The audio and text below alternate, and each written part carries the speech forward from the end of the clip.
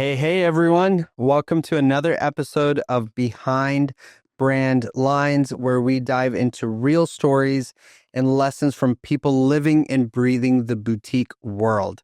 I'm your host, Adeel, and I'm joined by Chansey and Haley. And today we are getting quite personal. We're talking about the tough lessons that come from having to shut down a boutique. Lessons that no one really wants to talk about or even face, but they're absolutely invaluable to anyone running or thinking about starting their own boutique. Yeah, it's been so sad to see how the economic times have hurt so many boutique owners. Yeah, and these lessons that we're sharing today are directly from a boutique owner. She made this beautiful post online, and we reached out to ask if she would be willing to join us on the podcast. She said she would prefer to stay anonymous, and she definitely wanted to make sure that we did share these with you all. So I think these insights honestly could be a game changer, and not only for protecting your business, but also protecting yourself. And this will have huge impacts on you financially, emotionally, and most importantly, mentally. So grab your coffee or tea or whatever keeps you going, and let's get into it. Behind Brand Lines. Behind Brand Lines. Founder and CEO. Hold on. What? Welcome to Behind Brand Lines. Behind Brand Lines.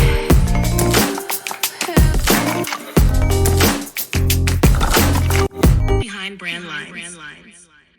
Let's do this. So, lesson 1, when you take out a business credit card, you're still personally liable for it. This is such an important one because it often catches business owners off guard. So if your business is, even if it's an LLC and you think, oh, I have an LLC, I can have a credit card and charge whatever I want on it. Well, these credit card companies don't think of it that way. These credit card companies, when they are giving you the permission to use their money and they'll front the cash for you, they want your personal credit tied to it. So your credit card may have your LLC written on it, but remember, when you did sign up for that credit card, you had to put in your social security, your name, your home address, all of those things, because they're going to come knocking on your door should something go wrong. They are ruthless. I feel like this is one of those things that people don't realize until it's too late, and they always assume that the LLC is going to protect them. Exactly. But those credit card companies, they will get you. It's not like they're going to say, your business didn't work out, no biggie. Like, no, they definitely are going to come for that payment. That's right. And it's one of those harsh realities of running a business. You have to keep your credit card usage in check. You need to plan as if you're always on the hook for everything personally, even if your business structure seems like it separates you. So here's the caveat. We have lesson 2. The only place you can keep your personal name from potential issues is when you're signing a long-term lease. What you want to do is make sure it's signed by your business and not anything with your name personally. And this is really about protecting your personal assets. So should your business belly up, God forbid, if your lease has your name on it, you are still liable to pay that rent. But if the business bellies up, you personally are not liable for it, the business is. And if the business is insolvent, then there's no rent to be paid. I feel like that's such a smart move, because if something goes wrong, you don't want to deal with the mess with your personal finances. And let's be real, I mean, things can go wrong. It's kind of inevitable. And even if you do have the best intentions, Absolutely. So it's about creating that separation between your business and your personal life. Let's go on to lesson 3. This is a good one too. Register your business as a women-owned or any diversity, equity, inclusion type of category as soon as possible.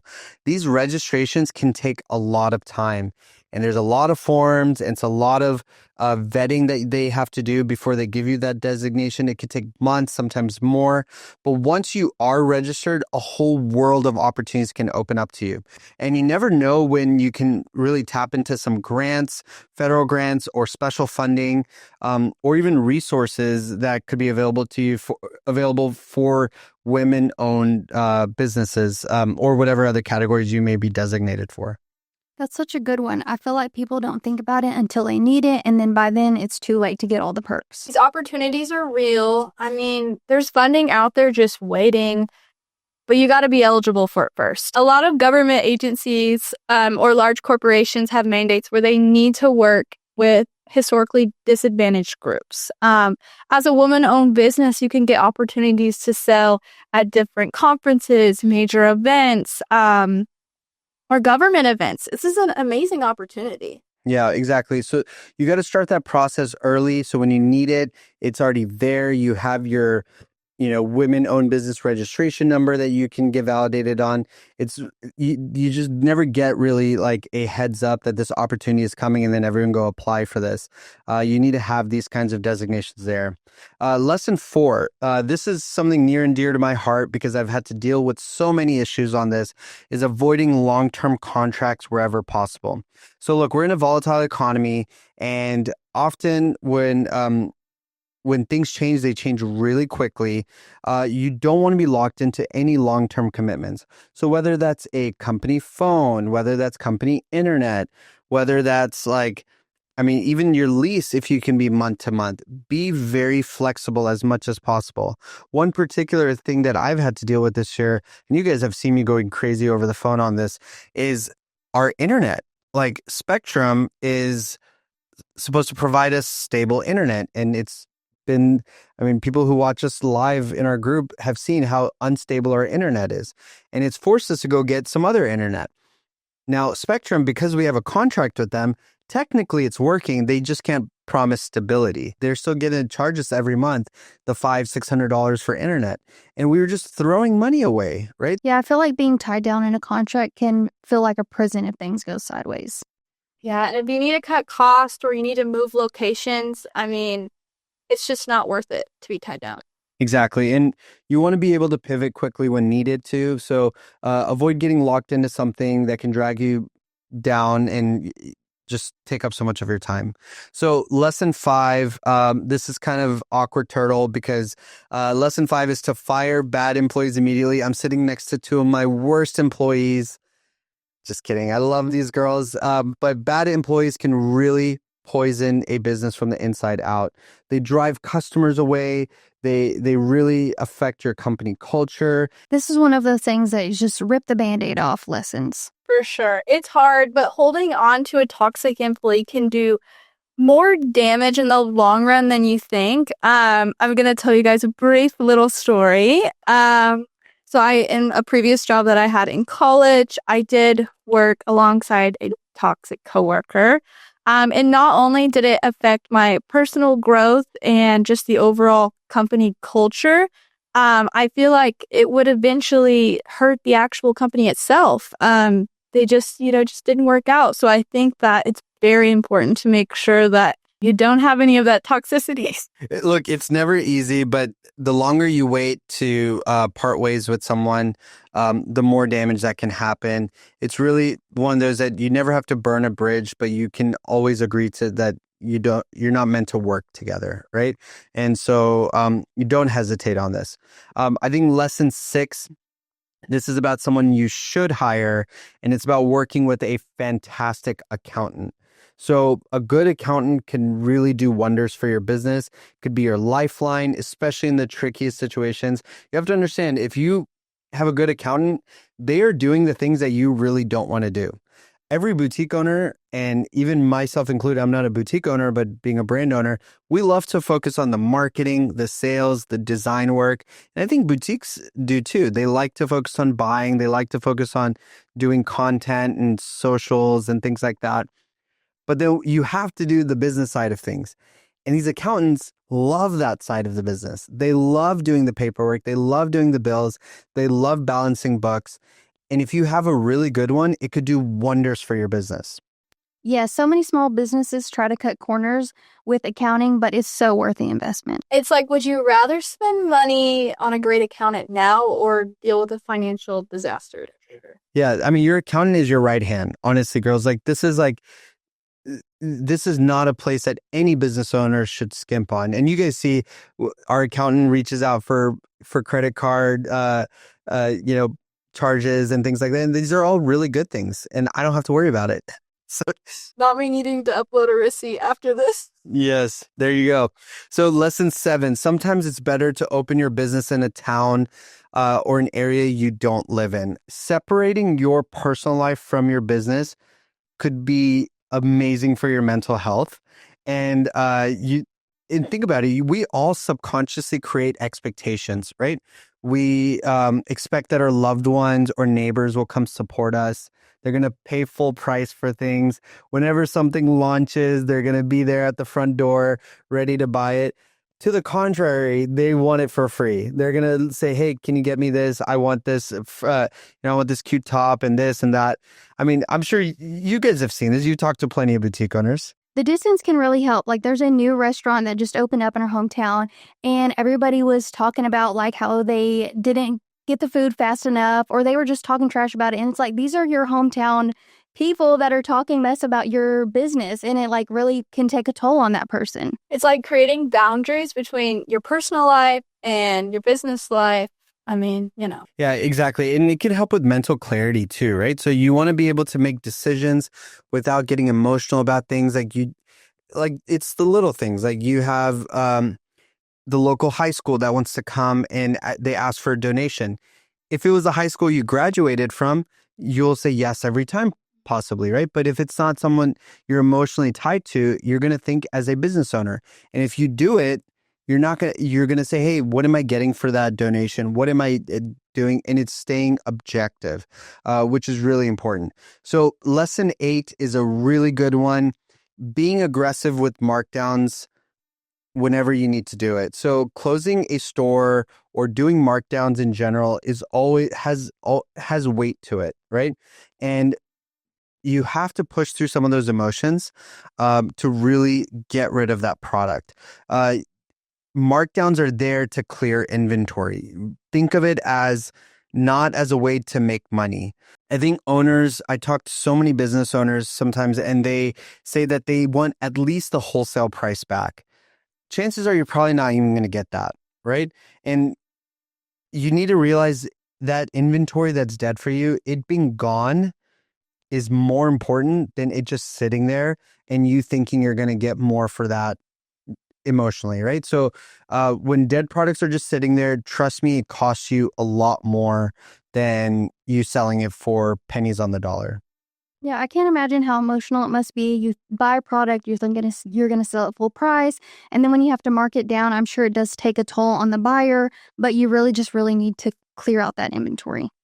right. But at the end of the day, you just got to move the product. I mean, and you got to accept the reality of the situation. Exactly. It's a tough process, guys. Like it's, you create this expectation, like you said, Haley, that you're going to make full price on this. You feel so good about it because you saw it at market and you're going to make a lot of money on this.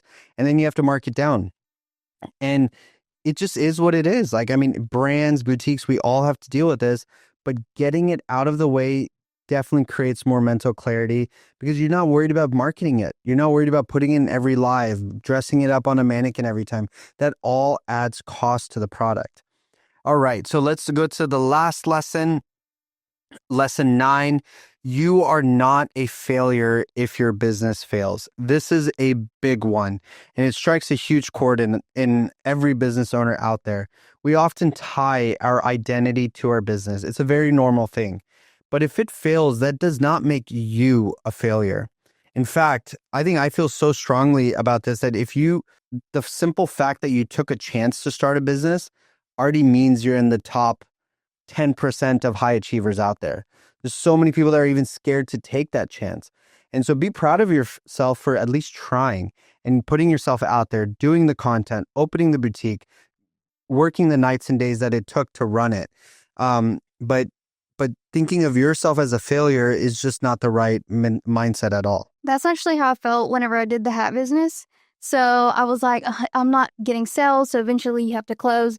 And then I was like telling my husband, like, I'm such a failure. And he's like, no, like majority people are like, oh, I want to own a business. I want to do this. I want to do that. But they never actually put in the work and do it.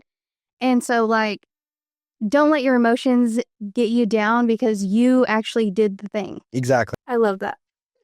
It's hard to separate the two, but it's necessary for your mental health. This boutique owner who shared these lessons with us, she ran her business with the utmost passion, and she really tried for years and years. And she was thriving at one point. And then certain things happen, and businesses failed. 9 out of 10 businesses in America failed. That's a fact, right?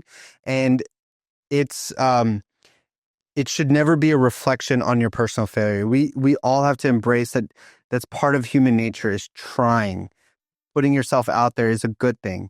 So really, there you have it, guys. Like these are 9 powerful lessons from someone who's been through it. And her sharing these, if she ever wants to come forward, we'd love to say your name and share how valuable these lessons really are. These aren't just warnings, but really wisdom, right? So you can use these to safeguard your business and really build some peace of mind. It's really the hardest experience, right, guys? Experiences that teach us the most. And while no one wants to think about what really could happen when things are going really well, sometimes reality does hit, and you just need to be prepared for those things. So we want you to thrive no matter what comes your way. Yeah, these are valuable lessons. I think if there's any boutique owners out there listening right now, you should definitely take notes, and these will definitely help you with your business. You never know which one of these might save your business or prevent you from having a shutdown. You never know. Our mission is to help boutiques any way we can, and really that's just concludes our this episode of Behind Brand Lines. If you found these lessons helpful, make sure you're sharing these episodes with another boutique owner or entrepreneur who might need it. As always, keep pushing, keep learning, and remember, no matter what happens with your business, you are not a failure. Now get back to work. Let's make it happen. Slay, Behind girl. brand lines. Behind brand lines. Founder and CEO. Hold on. What? Welcome to Behind Brand Lines.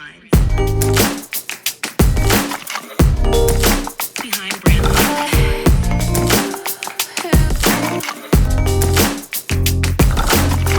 Behind Brand Lines.